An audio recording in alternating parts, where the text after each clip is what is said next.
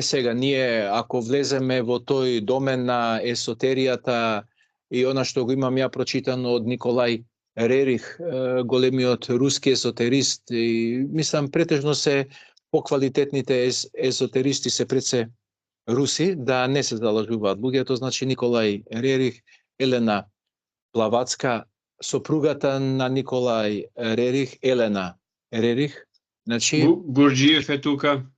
Гурџиев, значи жениве што ги спомнав, тие по свое семејство родце од прочуени есотериски руски семејства, како што се семејствата Шапошникови, Долгорукови. Мислам дека Елена Блаватска е по потекло Долгорукова. Блаватска поради незиниот прв сопруг што ја омажиле на 17 години, од кога побегнала од